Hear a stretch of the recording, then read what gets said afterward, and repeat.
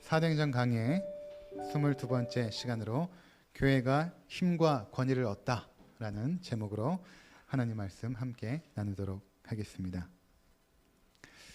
하나님은 정결한 교회를 통하여 일하십니다. 순결한 성도들을 사용하시죠. 하나님께 도구로 쓰임받는 기쁨보다 더 큰 기쁨은 없을 것입니다. 그것은 하나님의 영광에 참여하는 것이고 또 그분의 역사를 실제적으로 체험하는 일이기 때문에 그런 것입니다. 하나님께서는 예루살렘 교회를 먼저 정결하게 하시고 또 그 교회를 통하여 놀라운 표적과 기사를 나타내심으로 주의 일을 감당하게 하셨습니다. 사도들을 통하여서 하나님의 나라가 예루살렘 곳곳마다 임하는 역사를 일으켰던 것입니다.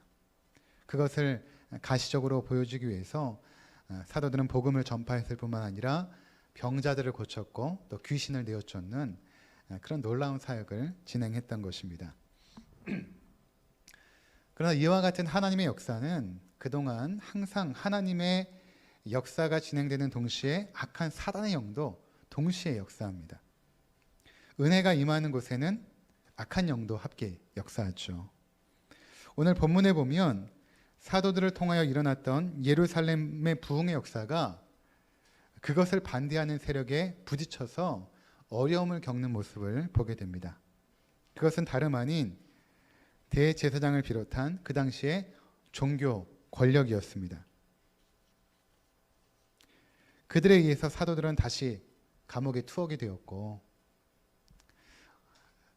그러나 놀라운 하나님의 은혜의 역사로 그들이 감옥에서 나오게 되죠. 성경은 구체적으로 기록하지 않아서 알 수 없지만 천사가 그들을 이렇게 감옥에서 나오게 했다 이렇게 말하고 있지 않습니까? 예수님처럼 이렇게 어떤 공간을 뚫고 이렇게 나왔는지 아니면 천사가 감옥을 지키는 사람들을 눈을 어둡게 하여서 가서 문을 열고 옥문을 열고 그들을 탈출시켰는지 정확히는 기록하고 있지 않습니다. 그러니까 성경이 주목하는 것은 어떠한 절차로 다시금 나왔는지가 아니라 그들이 나와서 무엇을 했는가, 다시 하나님의 복음을 전하기 시작했죠. 그래서 또다시 그들이 붙잡힙니다. 공회 앞에 가서 신문을 받고 하는 일련의 사건을 중심으로 오늘 본문이 기록되어져 있습니다. 17절에 보시면 대제사장과 그와 함께 있는 사람, 즉 사두개인의 당파들, 그들이 사도들을 붙잡아서 옥에 다시 가둔 것이죠. 이들이 누구인가에 대해서는 전에 한번 살펴본 바가 있습니다. 베드로와 요한을 붙잡아서 옥에 가둔 자들이었죠. 예루살렘 공회의 회원들을 말합니다. 71명으로 구성된 유대 전역 사회를 지배하고 통치하는 그 종교 권력이었습니다. 그 당시에는 종교와 정치가 분리되지 않았죠. 종교 권력을 가진 자들이 정치적인 권력을 가진 자들입니다. 이들이 이제 사도들을 다 붙잡아 가지고 옥에 가뒀더니 다시 그들이 나오게 되어서 성전에서 복음을 전할 때 다시 붙잡아서 공회 앞에 세우고 신문을 하고 있었던 것입니다. 근데 이번에는 베드로와 요한뿐만 아니라 사도들 전부를 붙잡아 옥에 가두었던 것입니다. 왜 이들이 이렇게 계속해서 사도들을 붙잡아서 옥에 가두는가? 성경은 이렇게 말하고 있습니다. 17절에 보면 대제사장과 그와 함께 있는 사람, 즉 사두개인의 당파가 다 마음의 시기가 가득하여 일어나서, 그렇죠. 시기가 가득하여 일어났다는 것은 굉장히 붕괴한 것입니다. 그 시기심 때문에 이들을 붙잡아야겠다라는 그 붕괴함, 그것 때문에 이들을 계속해서 붙잡은 것입니다.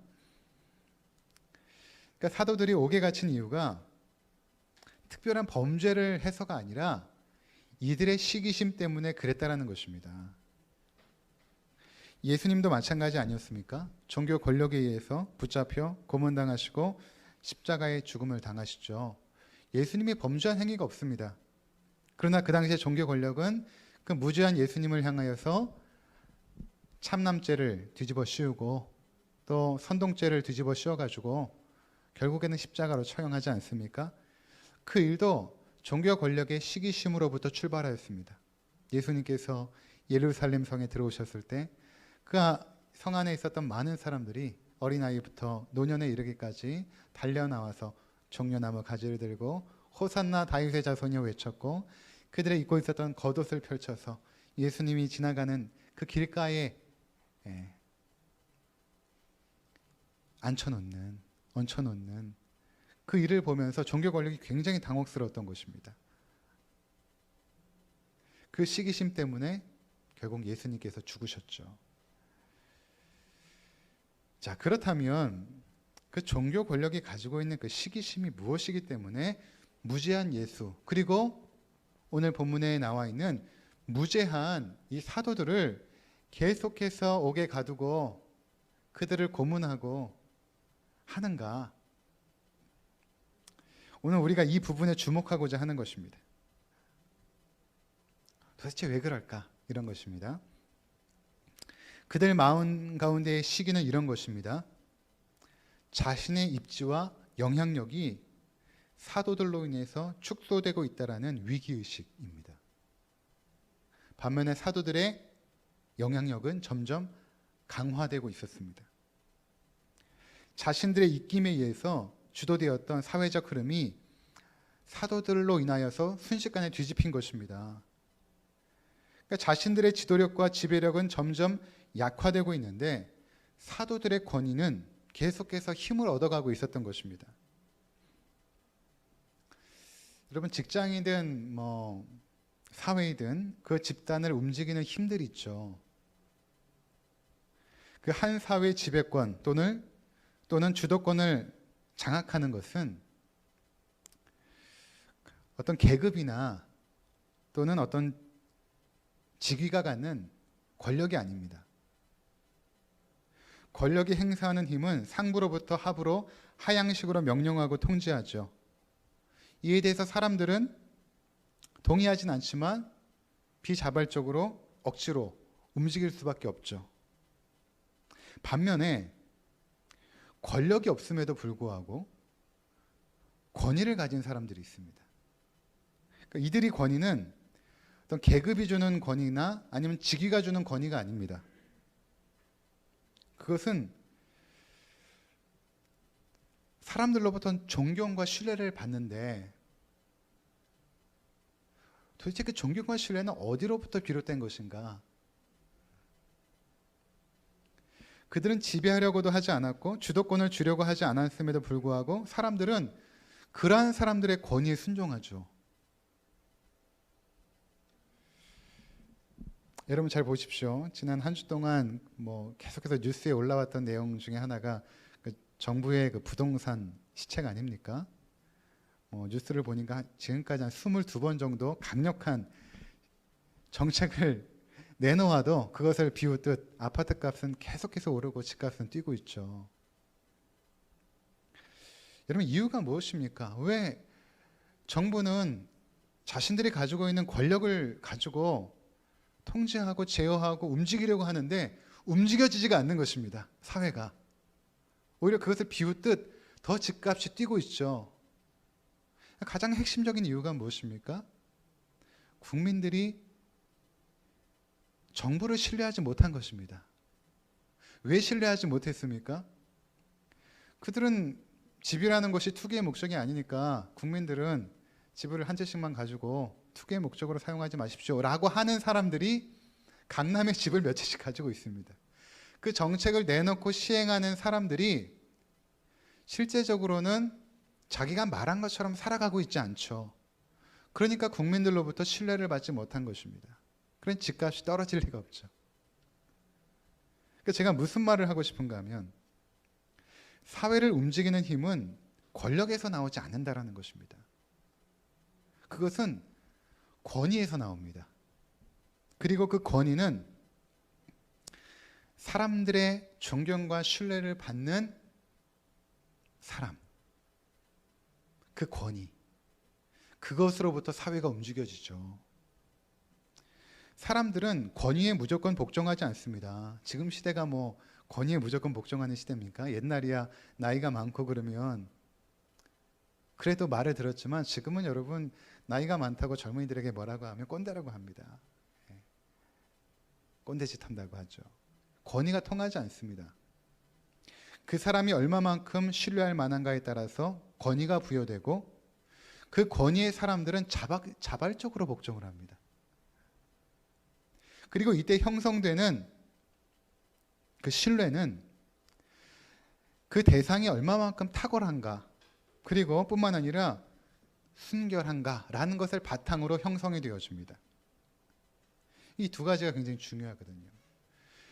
그러니까 사람들이 신뢰하고 그 권위를 존경하고 그 권위를 인정받는 그 사람들의 특징은 두 가지입니다. 하나는 탁월함이고 또 하나는 순결함. 이 두 가지를 동시에 소유할 때 권위를 갖게 되거든요. 탁월해서만도 아닙니다. 그가 순결한 마음을 가지고 정의롭고 공정하지 못하면 결코 권위를 사람들이 인정하지 않죠. 또 순결한 마음만 가지고서도 안 됩니다. 그 사람에게 탁월함이 없으면 사람들에게 선한 영향력을 행사할 수가 없습니다. 그래서 많은 사람들은 지금도 탁월함과 순결함이 겸비되어 있는 사람들을 찾게 되고 그 사람에게 권위를 실어줍니다. 그리고 그 사람을 의지하게 되고 그의 영향력 아래에서 안정감을 갖고 살기를 원합니다. 예루살렘 공회는 권력을 쥐고 있었죠. 정치를 움직이고 있었습니다. 유대 사회를 움직이는 힘이 있었죠. 권력을 소유하고 있었지만 그들은 권위를 상실했던 것입니다. 사람들은 더 이상 그들이 세운 정책이나 방향에 동의하지 않았습니다. 왜일까요? 그들은 탁월했을지는 모릅니다. 그러나 순결함은 없었습니다. 그들은 종교적인 탁월함이 있었죠. 금식도 하고 구제도 하고 성경의 구약 성경을 거의 외우다시피 할 정도로 학식도 있었고 또 대부분의 사두개인들이 그 당시에 그 엘리트 계층으로 부유했거든요. 근데 문제는 무엇인가 하면 하나님 앞에서의 순결함이 없었던 것입니다. 그들은 경건의 모양은 있었을지 모르지만 경건의 능력은 없었습니다. 그들은 지배하려고만 했지 섬기려고 하지 않았습니다. 그들은 자신의 유익은 챙기면서도 희생할 줄을 몰랐습니다. 그런데 갑자기 성령을 받은 사도의 무리들이 수면 위로 올라오면서 그들의 모습 속에서 굉장히 감동을 받게 된 것입니다. 왜냐하면 그들은 탁월했을 뿐만 아니라 순결했습니다. 한 사람 한 사람이 작은 예수가 되어서 병자의 몸에 손을 얹고 기도하여 낫게 하였습니다. 당시로서는 금기 시대던 일이었거든요. 그러니까 문둥병자나 이런 병자에게 손을 댄다는 것은 굉장히 불결한 행위였습니다. 하나님께서도 구약에 금했던 행동이었거든요. 근데 예수님께서 이 땅에 오셔서 그런 것과 상관없이 거룩한 주님의 손길로 그 당시에 저주받았다고 생각했던 문둥병자, 안진뱅이, 눈먼 자들 그들의 몸에 손을 얹고 기도하여 낫게 한 것입니다. 또한 평생 귀신 들려 고통 속에 살아가는 자들을 예수의 이름으로 자유케 하였습니다. 근데 이런 일을 한다고 누가 알아줍니까? 대접해 줍니까? 누가 돈을 줍니까? 근데 사도들은 그러한 것에는 관심이 없었습니다. 주님께서 승천하시기 전에 너희가 성령을 받으면 예루살렘과 온 유대와 사마리아와 딴 것까지 이르러 내 증인이 될 것이다 라고 말씀하신 것에 따라서 그저 순종하며 살았을 뿐입니다. 그러한 복음 증거를 통하여 예루살렘의 수많은 교회들이 교회를 형성하게 되었고 그들이 함께 모여서 자기가 가진 것을 자기 것이라고 주장하지 아니하고 함께 공유하기 시작한 것입니다. 그리고 집이 몇 채 있고 땅이 많은 사람들은 그것을 팔아서 가난한 성도들을 도왔던 것이죠. 이러한 그들의 순결한 삶에 많은 사람들이 감동을 받기 시작한 것입니다. 그리고는 서서히 백성을 다스리는 힘과 권위가 종교 권력에서 사도들에게로 넘어왔던 것입니다. 당시 교회는 부여된 권력은 없었지만 사회를 움직이는 권위를 소유하기 시작한 것입니다. 성도들의 삶은 예루살렘 사람들에게 선한 영향력을 끼쳤고 사람들은 그러한 교회를 주목하기 시작했습니다. 그러니까 그들은 자신들과는 전혀 다른 사람들을 보기 시작한 것입니다. 그들은 다 자기의 유익과 욕망을 채우며 살아가는데 어떠한 공동체가 새로 생성이 되었는데 그들은 그렇지 않은 것입니다.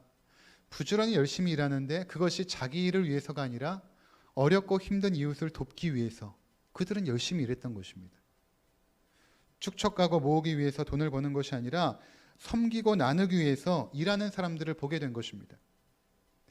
주인과 종이 함께 모여 찬양하고 성찬에 참여하는 평등한 공동체를 보게 됩니다.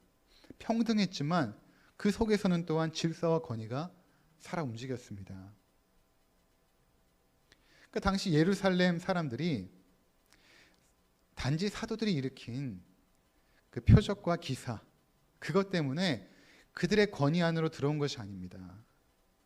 이들의 삶 자체가 굉장한 감동을 주었고 사람들에게 큰 충격을 준 것입니다. 도전을 준 것입니다.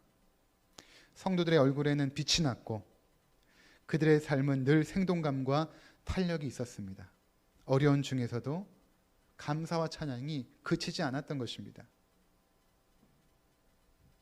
그러니까 사람들이 점점 교회를 존경하기 시작한 것입니다. 신뢰하기 시작한 것이죠. 그들이 하는 말에 귀를 기울이기 시작한 것입니다. 이것이 바로 당시 종교 권력자들에게 시기심을 갖게 한 원인이 되었던 것입니다. 우리가 이러한 사실을 어떻게 알 수 있는가 하면 당시 공회원들이 이 사도들을 다시 붙잡아서 연행하거든요. 근데 이렇게 표현이 되어 있습니다. 26절 한번 보시면 우리 함께 읽도록 하겠습니다. 26절 성전 맡은 자가 부하들과 같이 가서 그들을 잡아왔으나 강제로 못함은 백성들이 돌로 칠까 두려워함이더라. 여러분 이 분위기를 이해하십니까? 사도들을 어떻게든 붙잡아가지고 그들을 연행하고 고문하고 투옥시키려고 하는데 함부로 못하는 것입니다. 사람들이 돌을 가지고 반역할까 봐. 무슨 말입니까? 민심이 사도들에게로 넘어간 것입니다. 권력의 중심의 이동이 사도들에게로 넘어간 것입니다. 여러분 최근에 미국의 경찰은 공권력을 잘못 행사함으로 그 권위를 인정받지 못하고 있습니다. 경찰들의 말이나 지시를 따르지 않는 미국인들이 점점 늘어가고 있습니다. 어떻게 된 것입니까 이게? 그들이 부여받은 공권력 아닙니까? 근데 그것에 사람들이 순종하지 않죠. 따르지 않습니다. 그 이유가 무엇입니까? 그들이 존경과 신뢰를 잃었기 때문에 그런 것입니다. 반면에 오래전 흑인 운동을 주도했던 마틴 루터 킹 주니어 목사는 그가 무슨 권력이 있었습니까? 침례교 목사님인데. 근데 그의 말 한마디에 미국 사회 전체가 움직였습니다. 1968년 8월에 워싱턴에 있는 링컨 기념관에서 그가 연설하죠. 나에게는 꿈이 있습니다. I have a dream 하면서 연설하지 않습니까? 그 설교가 당시뿐만 아니라 지금까지도 많은 사람들에게 감동과 도전을 주고 있습니다.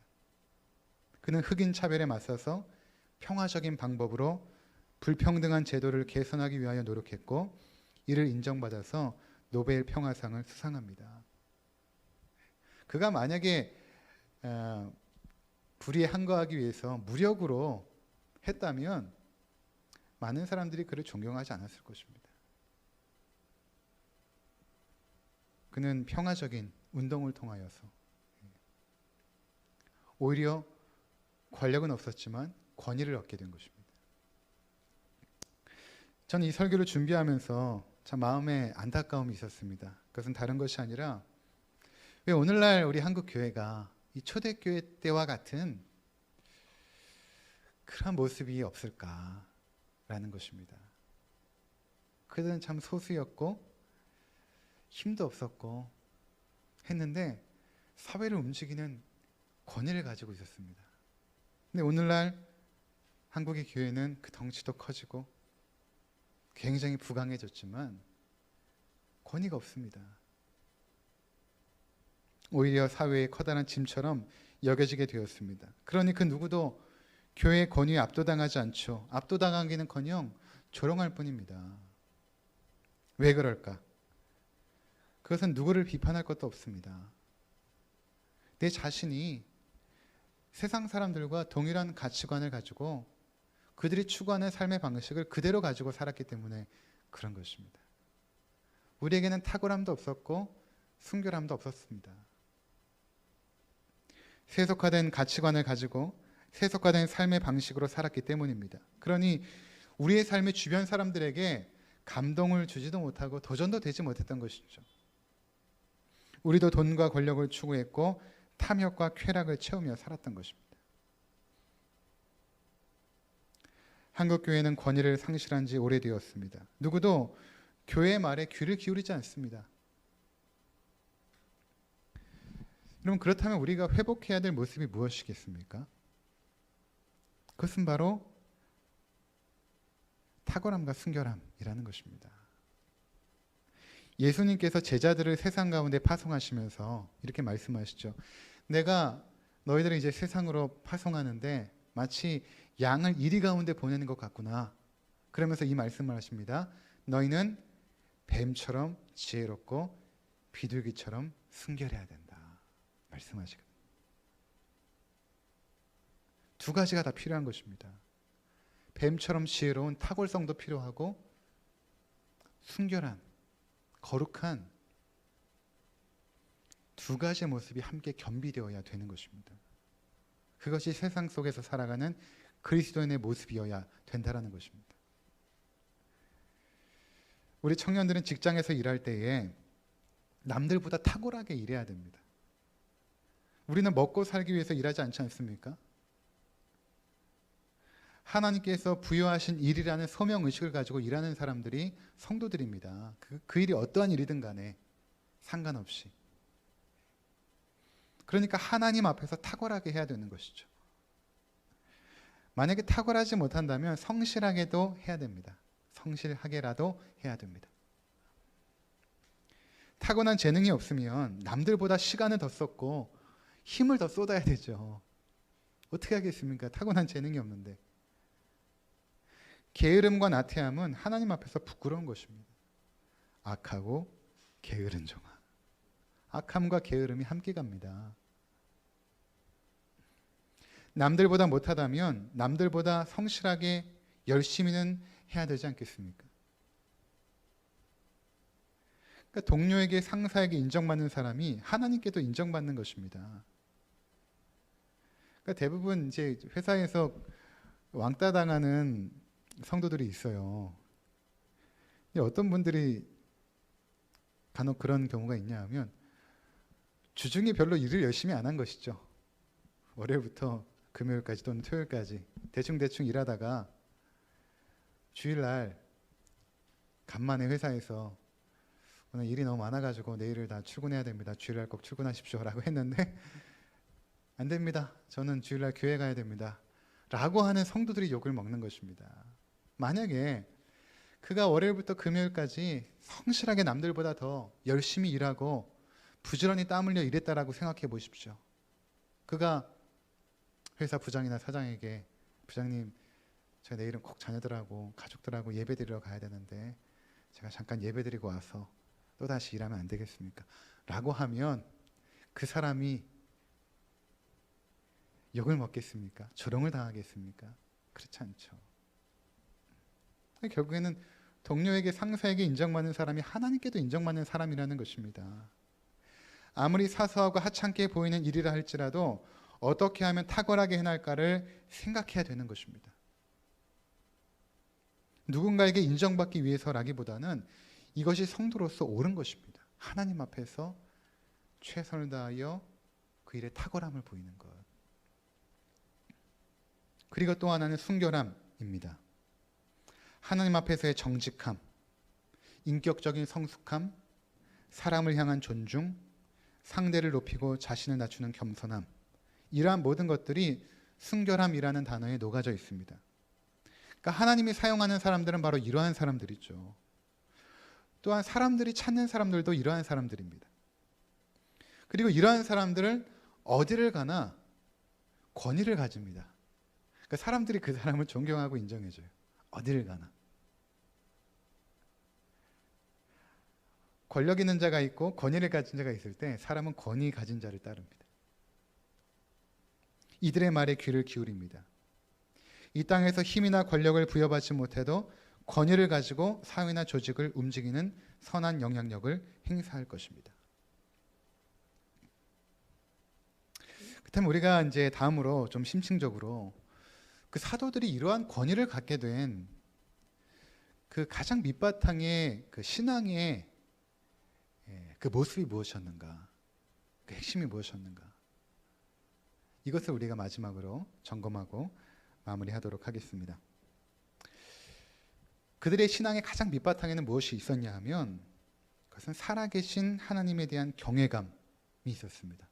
그러니까 하나님은 지금도 살아계시고 그 살아계신 하나님 앞에 내가 항상 서 있다라는 이 경외감, 이것을 그들이 가지고 있었거든요. 오늘 본문에 보면 공회에 끌려간 사도들이 대제사장과 공회원들 앞에서 한 말을 보면 알 수 있습니다. 그 대제사장이 이렇게 말하죠. 내가 저번에 너희를 신문할 때에 다시는 예수의 이름으로 전파하지 말라. 내가 엄하게 명하고 꾸짖고 너희를 보내지 않았느냐? 왜 또다시 예수의 이름으로 복음을 증거하고 있느냐? 라고 했을 때 베드로와 그와 함께 섰던 사도들이 그 엄숙한 공회원들 앞에서 이렇게 대답을 합니다. 여러분, 공회라는 것이 뭐 오늘날 국회와 같아서 그 당시 71명의 대제사장을 비롯한 그 유대 사회의 그 리더들, 그들이 쭉 앉아 있는데 거기 사도들이 이렇게 선 것입니다. 그 분위기만 해도 굉장히 압도적이죠. 근데 베드로와 사도들이 주저함이 없이 그들에게 이렇게 대답을 합니다. 뭐라고 대답을 하냐면 29절에 보니까 베드로와 사도들이 대답하이르되 사람보다 하나님께 순종하는 것이 마땅하니라. 이렇게 대답하죠. 사람보다 하나님께 순종하는 것이 마땅하니라. 지금 너희가 권력자들로 내 앞에 있지만 나에게 가장 상위의 권력은 하나님이시다. 나는 하나님의 말씀에 순종하는 사람이다. 초대교회 성도들의 삶은 항상 하나님은 살아계시고 그 살아계신 하나님 앞에 내가 서 있다라는 신전의식이 있었습니다. 이것을 코람데오라고 말하죠.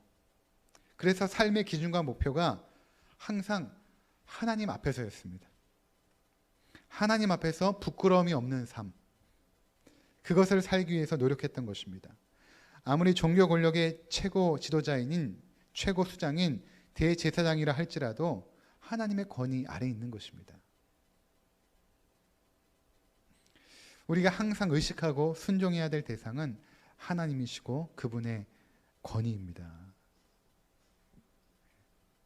그러니까 이것을 성도들이 가지고 살았던 것입니다.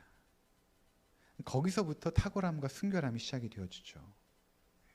그러니까 하나님 앞에서 일을 할 때도 대충 할 수가 없는 것입니다. 아무도 보지 않는 그 자리에도 하나님이 계시구나. 그러니 내가 거짓말할 수 없지. 이 시간에 놀 수 없지. 하나님이 보고 계시는데 내가 물건 하나 만들어도 하나님께 바칠 때 정성스럽게 최선을 다하여 만들어야지 라는 의식, 이것이 그 사람을 탁월하게 만들고 순결하게 만들죠. 그 사람을 사람들은 존경하고 신뢰합니다.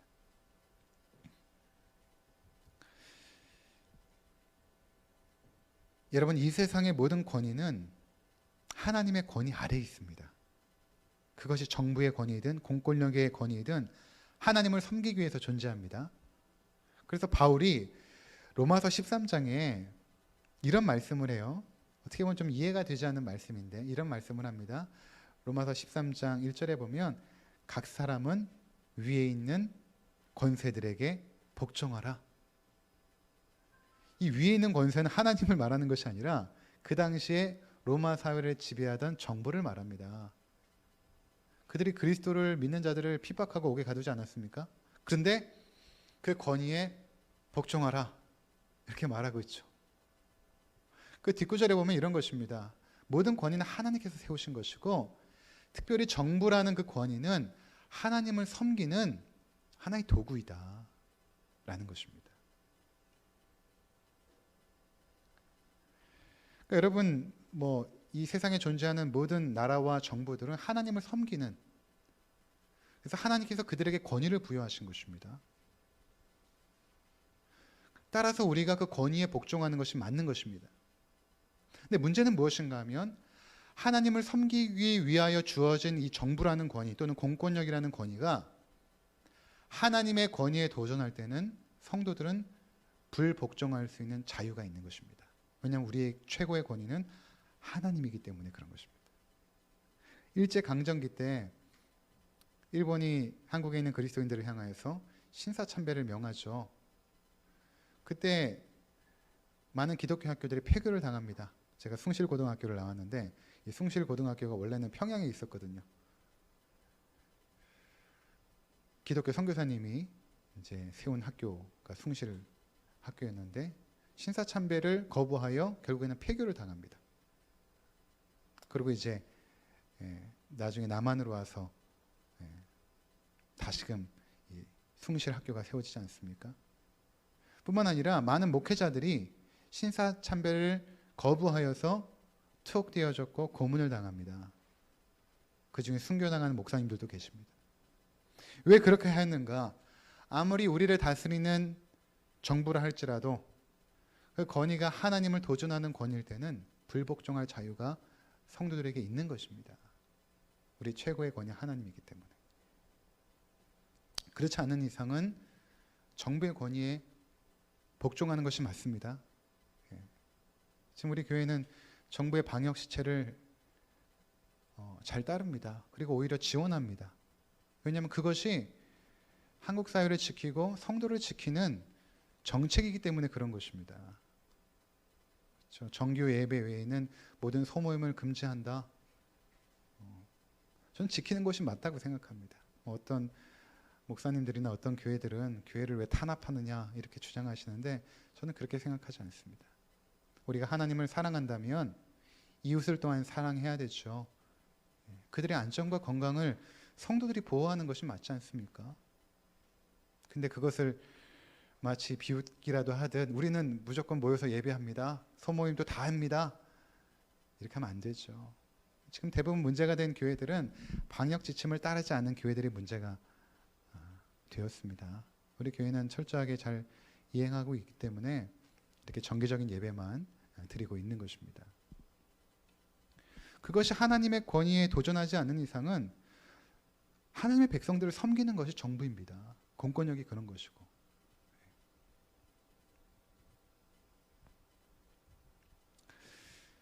여러분, 이러한 하나님 앞에서의 신앙이 성도들을 탁월하게 하고 순결하게 하는 것입니다. 성도들의 사랑의 수준이 하나님 앞에서 부끄러움이 없어야 되는 것입니다. 마태복음 산상수훈에 보면 예수님께서 이렇게 말씀하십니다. 너희가 너희를 사랑하는 사람만 사랑하면 그것이 무슨 사랑이냐. 세상에 있는 세리들도 그 정도의 사랑은 한다. 정말 너희가 사랑을 하려면 너희를 핍박하는 자를 위하여 기도하고 우리 원수까지도 사랑해야 된다. 이렇게 말씀하시거든요. 그리고 맨 마지막 결론이 무엇인가 하면 너희가 하나님의 온전한 심처럼 너희도 온전하라 이렇게 말씀하십니다. 그러니까 하나님께서 우리에게 원하시는 그 삶의 수준이 하나님처럼 되라는 것입니다. 하나님 앞에서 하나님처럼 되라. 그 정도의 사랑의 수준을 요구하시는 것입니다. 물론 이 땅에서 그 정도까지 우리가 할 수 있겠습니까? 불가능하죠. 그렇다고 불가능하다고 하나님께서 그 기준을 낮추시지는 않습니다. 하나님의 기대치를 하나님은 낮출 마음이 없으세요. 그만큼 우리를 존엄하게 여기십니다. 우리를 향한 소망을 갖고 계시죠. 너희가 나처럼 사랑할 수 있는 존재들이다. 이 땅에서 이루지 못하고 마침내 하나님 나라에 가서 이룰지라도 우리가 지향해야 될 목표치는 사람 보기의 온전함이 아닙니다. 사람 보기의 탁월함이 아니라 하나님 보시기의 탁월함입니다. 하나님 보시기의 순결함입니다. 그렇게 살아간 초대교회 성도들이 존경과 신뢰를 얻게 되었고 그 사회를 움직이는 힘을 장악하게 된 것입니다. 그것이 이제 꼴보기가 싫은 것이죠. 권력자들이. 그 시기심 때문에 그런 것입니다.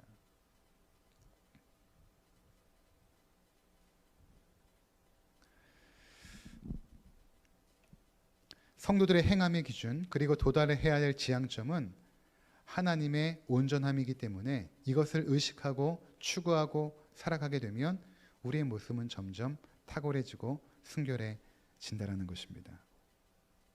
오늘 우리는 사도들이 당시 종교 권력에 의해서 핍박받는 모습을 살펴보았습니다. 그들의 시기심의 이유가 무엇인지를 심층적으로 살펴보았습니다. 사랑하는 성도 여러분, 권력이 아닌 권위를 추구하는 성도님들이 되시기를 바랍니다.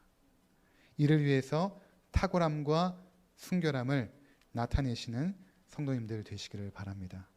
또한 이를 위해서 하나님 앞에서 내가 서 있다라는 신전의식으로 살아가는 성도님들 되시기를 바랍니다.